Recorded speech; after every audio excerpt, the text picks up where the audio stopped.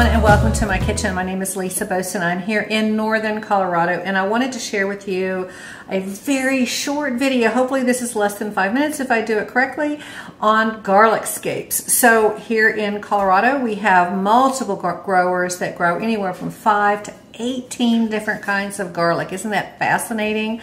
And so there's different things that you can get from a garlic. So when we think of garlic, we think of the white elephant garlic in the store. But when you're here during the whole harvest, there are 2 other different types of garlic that you can use.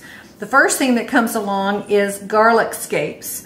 Garlic scapes, what are these things? You see them at the market and you're like, why would a farmer try to sell this?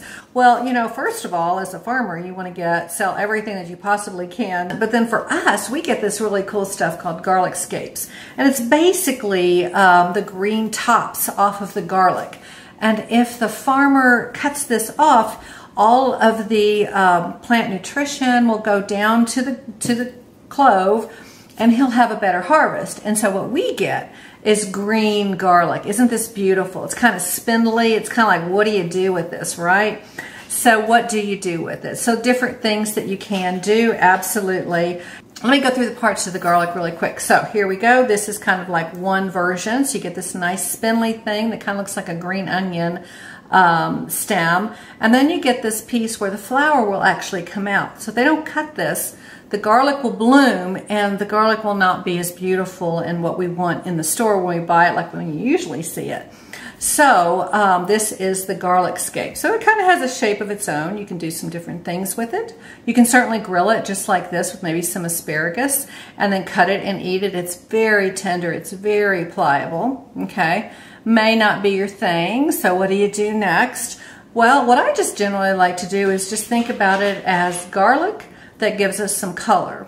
And the nice thing is when you cook this, it doesn't turn brown and acrid if you overcook it like garlic, regular white garlic. And yes, I think that's my dog in the background.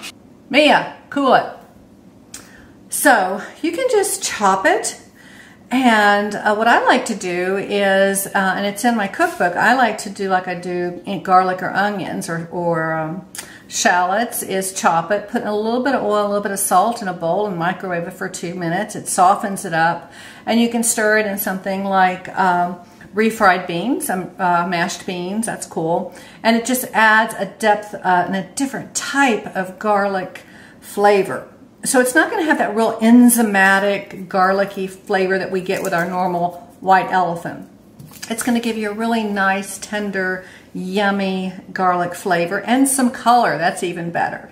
And so then how do you cut it? It like is all spindly. How do I do it? Well, I just cut it into little, almost like batons, just little short pieces. I'm going to get rid of the curves. And then you can just mince it up. You can add it to a salad. You can add it to some grains.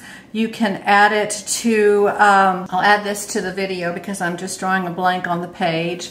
There is a quinoa bowl that has millet because Colorado is a huge millet grower. That's your factoid.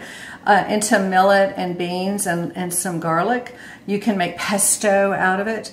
You can, there's another recipe in there that makes a nice sauce.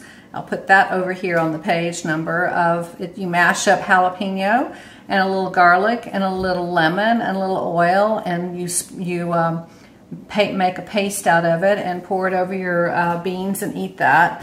So you can use it almost any other way that you would use your traditional white garlic. Now the other thing, the second phase is once they'll cut these off and they may start harvesting the younger garlic.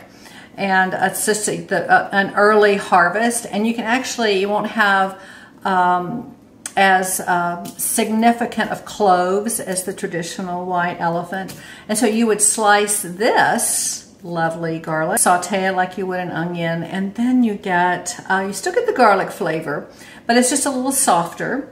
So, and then later on when they harvest, then we get our cloves. So you have your garlic scapes, a cool culinary thing going on right now in the culinary world. Cut up into little batons, and you can just chop it and mince it and use it like anything else. You can grill it, you can saute it. Have some fun trying fresh garlic that is not into true cloves yet. So I hope you enjoyed this short video. Not a lot of cooking going on, but to explain exactly what do you do with a garlic scape.